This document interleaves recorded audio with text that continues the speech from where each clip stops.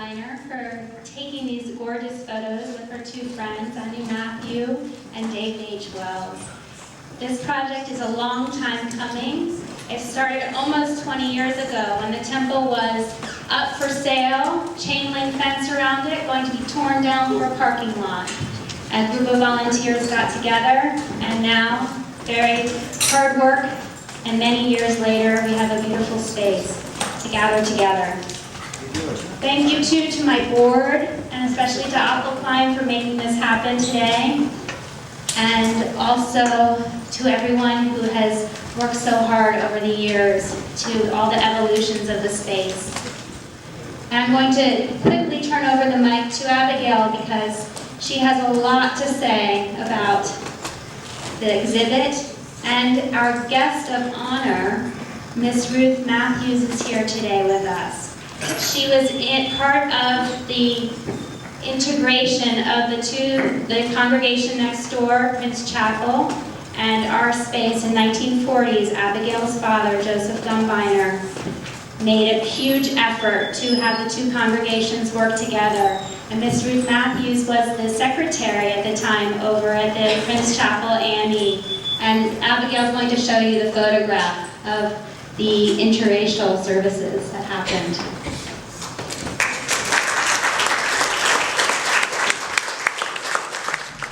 Hello, I've been invited here this evening to give a talk and fill you in on this beautiful photography show that is surrounding us in this historic building, and also to talk about the history of my father as being one of the rabbis here when I was a child.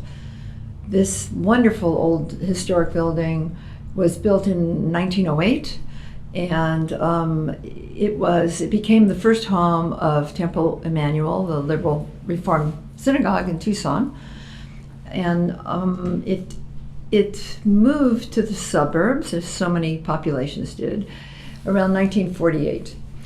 I was here as a child from 1941 to 47. So we, as a family, had many good friends here in Tucson. We came back all the time throughout our lives to visit people. We loved the desert here. We loved Tucson.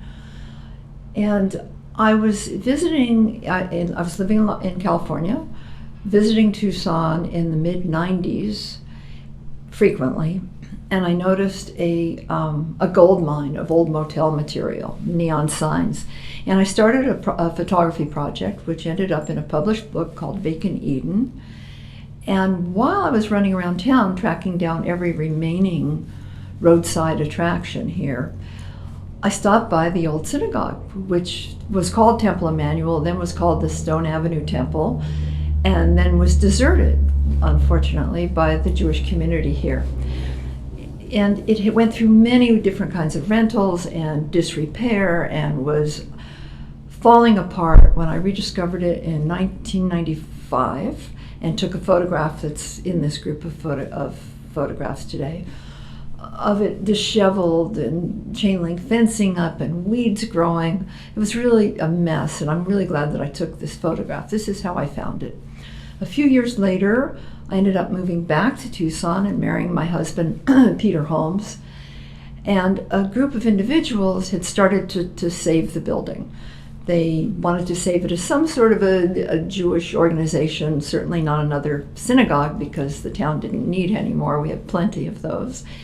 And they ended up completely saving it and getting real good funding for total proper renovation. And that's the state in which we see it today. It's still like a one-room schoolhouse. It's very small. During the time when I moved here, I got to know the group of people who were saving it. And I was invited by their leadership to come in and take photographs. And it was just a wonderful building inside. It had sort of a very smoky feel, an emotional feel. It kind of reeked of history for me. And I started taking photos, black and whites and color, all on film, of course. Then while I was living there, dear friends of mine who lived on the East Coast, two very fine, well-known photographers, used to come and vacation with us in Tucson a couple times a year. And I talked them into becoming involved in the photography project. the result of which you see today. It's the 20 frame photographs that have been so beautifully presented by the board of directors now. We had 3 different styles of working together. It was a very interesting artistic collaboration, which I really enjoy working that way. Lots of artists don't, I suppose, because so much ego is involved in artwork. But I've always found it a very stimulating way to work. The 2 artists are David H. Wells and Anu Matthews. Anu is a professor of art and photography at University of Rhode Island. David is a professional photographer who teaches workshops for all kinds of photographers all over the world and has had his work published in many well-known publications and newspapers. He started as a documentary photographer and now does all kinds of photographic essays and studies with light, and now some video too. He always likes me to refer to him as David H. Wells so that nobody confuses him with the famous baseball player. So we started working together as a team. We didn't know quite what we were going to get out of it at first, but the project went on for at least 10 years, the photography project. And we worked our way into color film, and then into slide film, and then ultimately into digital, which is how we all work nowadays. And when we began to see that we had a project coming together, we had a long talk about what we might do with it and that we'd like to donate it to the organization to help them raise money for it. And the organization during those years was heading towards becoming a Jewish history museum for the Southwest and for Tucson. So we had to have some big meetings, the 3 of us, and decide on a mode of working. We would shoot for several hours in a day. We would run down to the lab, get snapshots printed, come home, spread them out on the table, and start trying to figure out what was really telling our story. Each one of us had a completely different feel about the place and a different approach to it. And arguments might ensue about, no, this one's better than that one, because we knew we'd had to have a limited size portfolio in the end.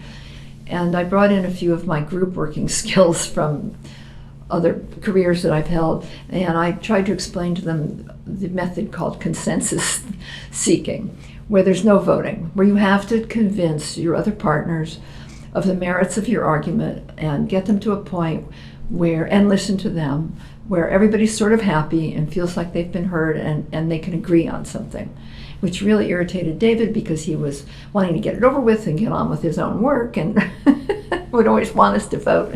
And Anu and I would refuse to, and the process continued. During this time, the building changed quite a bit, went through several little renovations, and then the major one that you see here, to where the beautiful stained glass windows, which are a recreation of what was here at one time years and years ago, that you can see today. So this show is the culmination of all of that work, and you can see the differences in our styles. I want to add, though, that for me, working this way was a real education, because I watched David and Anu using their techniques to do light and dark studies and all kinds of things. And as a result of that, my photography from then on actually improved. I really was happy working with them. You can tell Anu's studies are all this, mostly the black and whites, the square ones that she shot with a plastic camera called a Holga camera.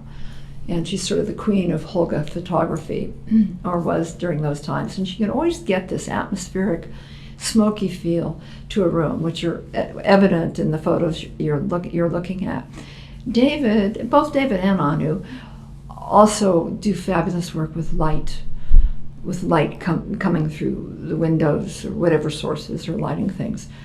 And you can see those quite obviously in David's work, where he's always playing with what's coming through the windows and the sun streaming through, which changed beautifully because we're in Arizona. So it gave us a lot to work with.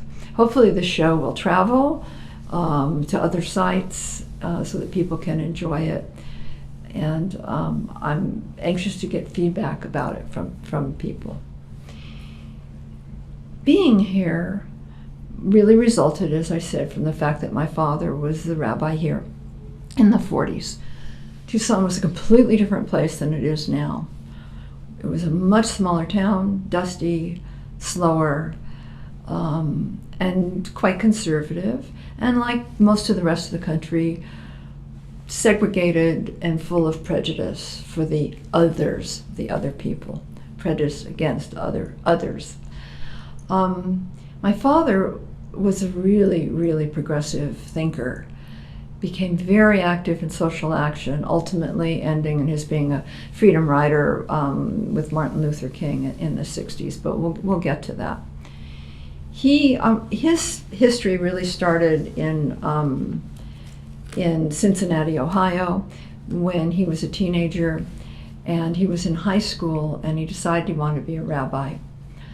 So he began rabbinical school there at the Hebrew Union College while he was finishing high school and while he was attending the University of Cincinnati to get his first degree, his bachelor's degree. I don't know how they managed all of that. It's certainly different nowadays. But he came out of that in 1931 as a young rabbi, a baby rabbi. And his first post, which he was assigned to, he didn't have a choice about this, was in Selma, Alabama, which was quite an interesting mixture to have him coming down from the north, a Reform rabbi, and going into the very deep South. He really enjoyed being the rabbi there for 9 years. He enjoyed many aspects of Southern life, which many of us know about, some of the cultural aspects of the South, which are unique to the rest of the United States. But he was very, very troubled by the racial inequality that existed there, and he began to preach about it from the pulpit. And you can imagine how well that went over. I mean, Jews can be just as prejudiced as anybody else. They're just human beings, although we tend to, those of us who are members of this tribe, tend to expect more of ourselves. It's really unfair because they were definitely deep Southerners. So Dad began standing out as something sort of different there when he became involved with the Tuberculosis Association of Selma was in a county called Dallas County.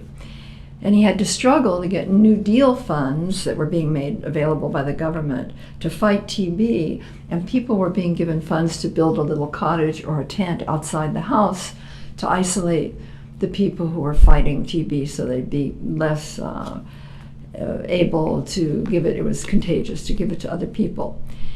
But the Negro citizens at that time were not allowed to have any of the money, and Dad made many public efforts to get them some of the aid that was rightfully theirs. During the time that he was in Selma, a very, very famous trial was taking place, which you can read about, called the Scottsboro trial. It was the trial of 9 Negro youths who were accused of raping 2 white women. This may ring a bell with some of you. It was horrible. It was, people were threatening to lynch these kids, which of course lynching was prevalent during that time in the Deep South. And Dad began to speak out in their defense from the pulpit. A very well-known lawyer, white lawyer, came down from the north and defended them. Ultimately, some of them served a lot of jail time. A few of them eventually got off. Finally, they were all forgiven and let out of jail, those that survived the time. When Dad started talking about the Scottsboro trial from his pulpit, a special board of the congregation was called together, and they had a meeting with Dad, and they demanded, stick to Judaism. Where does Judaism mix in with race relations? Tell us about Abraham, Sarah, and Rachel. This was very troubling to my father because it became clear to him that people didn't understand the relationship between the tenets of Judaism and what was going on they were participating in all around them. He left Selma in, I believe, 1939 to move west so he could so that he could marry my mother, who was named Sylvia Tierstein. We lived in many different parts of the country. We ended up on the East Coast as I was growing up. When I was an older child and a teenager, we took lots of car trips across the country, back and forth and back. I think we crossed the country about 20 times when I one time tried to add it up. Because the grandparents lived in Los Angeles and we were living in New Haven for 7 years. And anyhow, they dragged me through the Deep South many, many times. I shouldn't really use that term. They were educating me about our country. We visited every single Civil War site that existed. And I began to notice the segregation in the South, the signs that made no sense to me, white only, and where black people would have separate entrances and they couldn't go to the places we were going. And my parents kept pointing it out to me too. Very, very good education for me. So he moved in '39 to Reno, Nevada to marry my mother. She came from a Russian immigrant family and who were rather liberal in their religious views. And she was not religious at all. In fact, jokingly, she would describe herself as a Jewish pagan. She told him that she would only marry him if he would give up the rabbinate. He wouldn't be a rabbi anymore. And without a hesitation, he said, okay. That's how much he adored her. He really did. So he moved to Reno. They get married, and they opened up a bookstore. I think it was probably the first bookstore in the state of Nevada. And they had a little lending library too. And then they added two of Dad's favorite things, pipes, a pipe store to it, and a tobacco store. Soon, the more liberal Jews in the area, because there was no Reform congregation in the whole state of Nevada, I think there might have been one little Orthodox shul there at the time, they discovered that this rabbi in hiding was running the bookstore, and they started visiting with him. And they started using the back room of the store as a place for him to teach classes in Judaism. And that one thing led to another, and pretty soon they're wanting him to lead some services and help them celebrate the holidays and take care of Jewish rituals.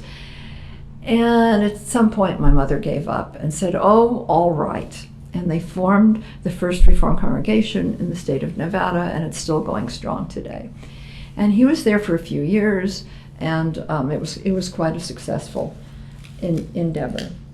One of the things that they did work on at the urging of my mother was Reno was rife with prostitution, partially because of the huge divorce industry that was going on. And the prostitutes were in one section of town with no protection whatsoever and no medical help at all. Nobody was helping them to not spread disease, to take care of diseases themselves, not to mention birth control. And they were very, very active in helping such a thing be formed in Reno that did come into existence. He was then offered the pulpit here in Tucson, Arizona, in this little building at Temple Emmanuel. When he moved here, the congregation only had a few registered families. I think it was something like 27, I read. And by the time he left in 1947, the place was bursting at the seams, over 200 families. They couldn't even hold any of the big holiday services here anymore. They had to go rent various other spaces. He also became the Jewish counselor for the University of Arizona, and which later became the Hillel Foundation on campus. And he procured a gift that bought the current land that the Hillel Foundation is built on right here at the University of Arizona. He really loved working with the students, perhaps even more so than congregational work, and you'll see that he eventually ends up doing that full time. While he was here, he received an MA, a master's in philosophy, and taught some classes on the U of A campus too. My parents were the kinds of people who were perpetually curious about the world. They read voraciously, and both of them wrote a lot. My mother seemed to eat books. They had a real lust for life. They enjoyed friends and parties and drinking and traveling, and particularly the beach. And they made many trips to the beach whenever they could. They loved to entertain people, and they cultivated very interesting friends, many of them artistic people, writers, intellectuals. They were not a prim and proper couple at all, if that was what you were imagining. Earthy would describe them. There were also many religious leaders whose friendship they cultivated, and I was really privileged to grow up in that kind of setting. They had very close friends who were various denominations of Christianity and Quakers, and I thought really that that's what religious leadership was all about, all of these extremely activist, deeply committed to social action religious leaders from various religions. This was a very big, important part of my education. In Tucson, while Dad was rabbi, or in the first few years, I think about 1943, Dad began to notice the segregation that was all around him. And in particular, during the war, there were many, many, many black soldiers at Fort Huachuca. And when the soldiers would come into town for some R&R, they were not even allowed to come and use the USO, which was infuriating to my parents. And Dad formed a committee to try to correct this injustice. Along with that, he formed the Tucson Interracial Council, which was an organization created to allay some of these relationships among Caucasian, Negro, Latin American, and Indian elements of the population, as well as among Catholics, Protestants, and Jews. I mean, they weren't thinking small, I don't think. They were thinking large. I'm going to quote my father about what happened as a result of his being one of the founding members of the Tucson Interracial Council, which, by the way, appeared as an announcement in the Arizona Daily Star, which named all the names of all the ministers, the founders, the ministers, and some of the civic leaders who were members of it. So my father, in an autobiography that he wrote, a small one, says, "My activity in this committee did not please some of the members of the congregation, and they became restive when the older Jewish settlers, by then members of the more fashionable Episcopalian Church, told them that the activity of their rabbi in interracial affairs was bad for the position of the Jews in the city. Although the committee did not achieve very much at the time, I remained active in it. The groundwork was laid for a later interracial commission to be appointed by the mayor, which resulted in the desegregation of the schools in Tucson, which still had been segregated at that time."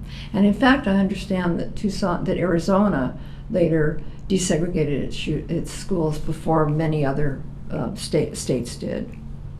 Another significant thing that Dad got involved in Tucson was working with Rabbi Marcus Brager, who was a wonderful Orthodox Jew who was the founder here of Anshe Israel. And he and Dad became very good friends, and the friendship lasted for years beyond his tenure here.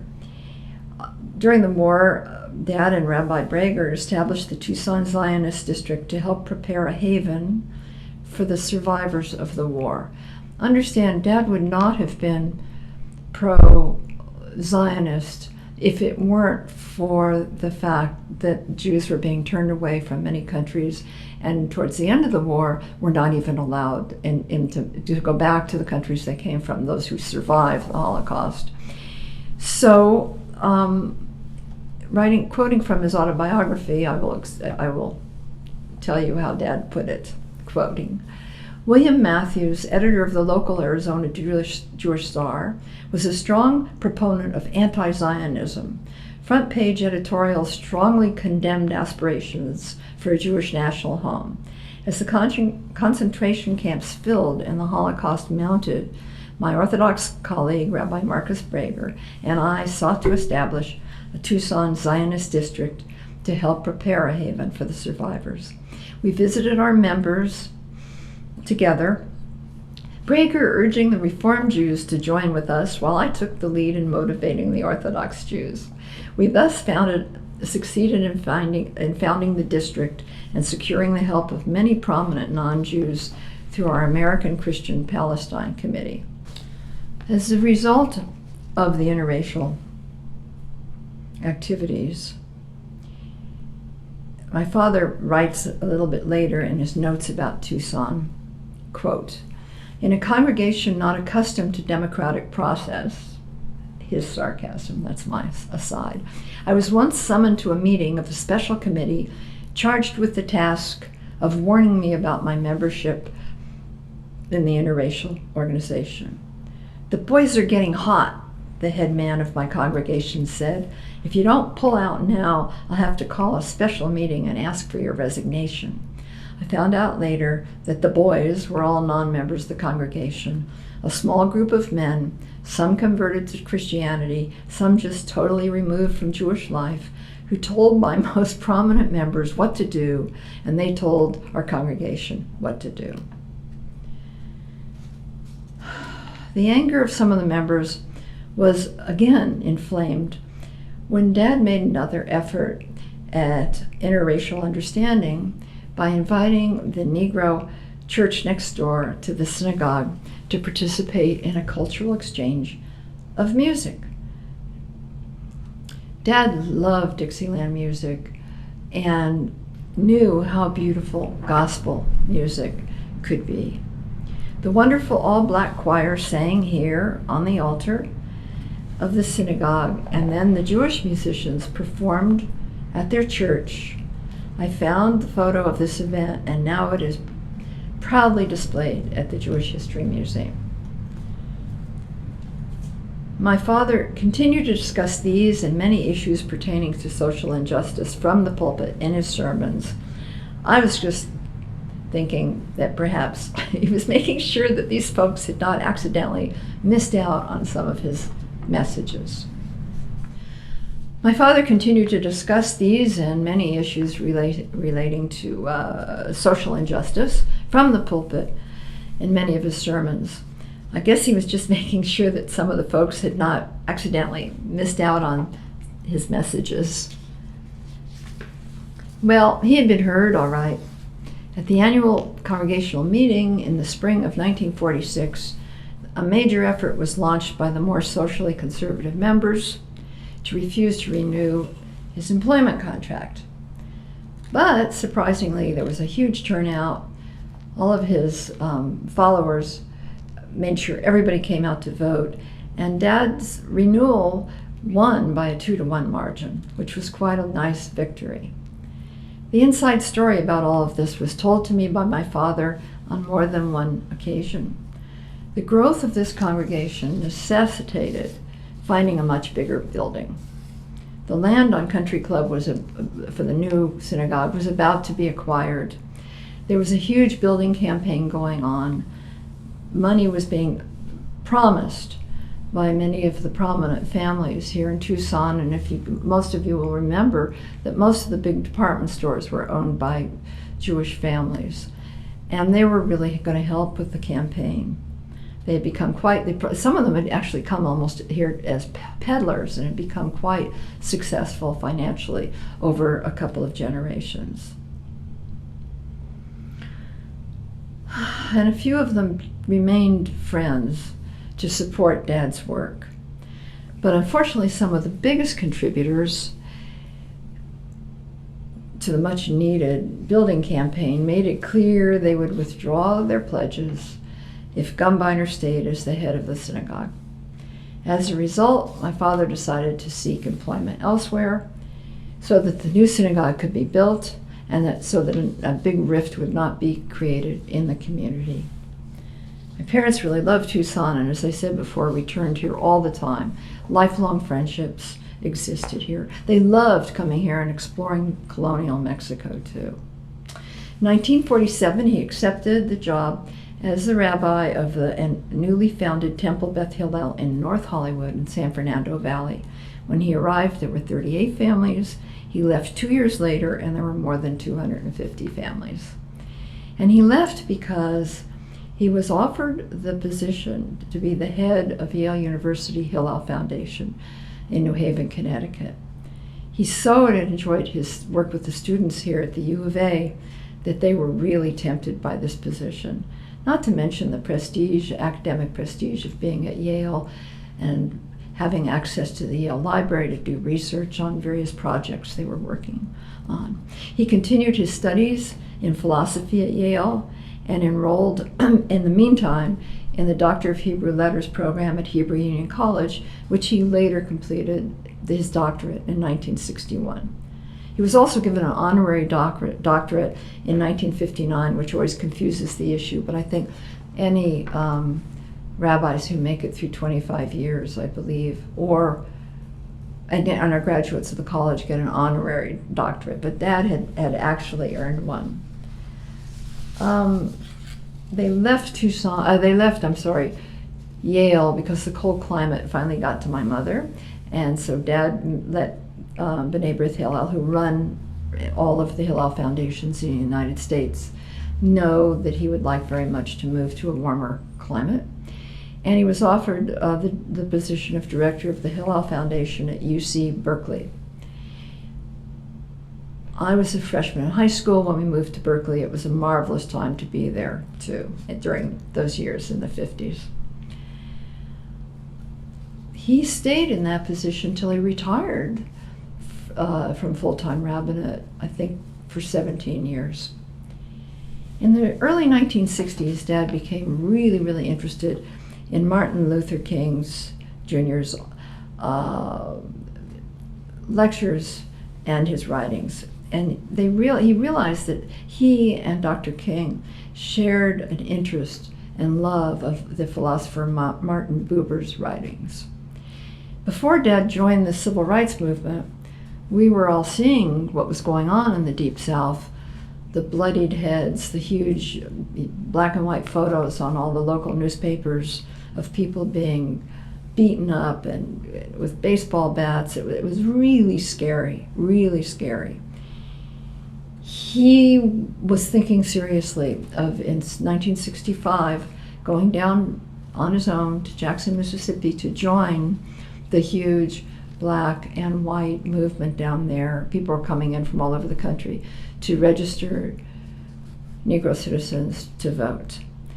But he was not a large man.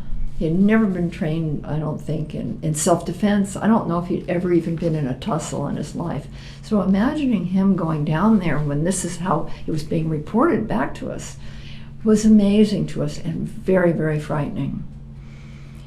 He also asked his employers, B'nai B'rith Hillel, for their blessing, letting them know he was going there because he felt it was only fair if something happened or there was publicity that they should know it. And at that time, it's amazing, they couldn't give him his blessing. They just weren't active yet in that whole movement. Dad went anyway.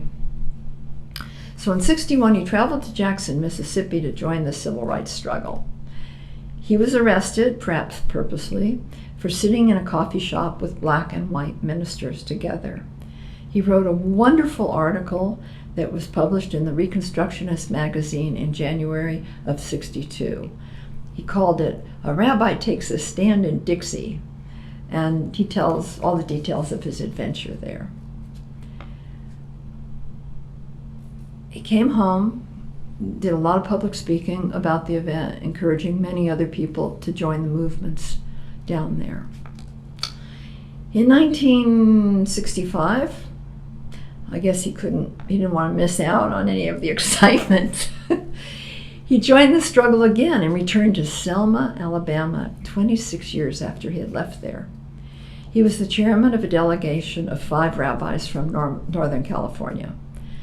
Before joining the March on Montgomery, or one of the marches I should say, because the March on Montgomery was divided up into several different marches, Dad was identified by Reverend King's group as the rabbi who had once been the rabbi in Selma. I don't know how they figured that out, but it was wonderful that they did. So they came and tapped him on the shoulder, and he was invited by Dr. King's assistant, Harry Boyd, to lead a protest in the all-white neighborhood in Selma in front of the mayor's home. The details are available in his article that he calls Purim in Alabama, published in the Reconstructionist in May of '65. Purim is an early springtime holiday that celebrates the book of Esther.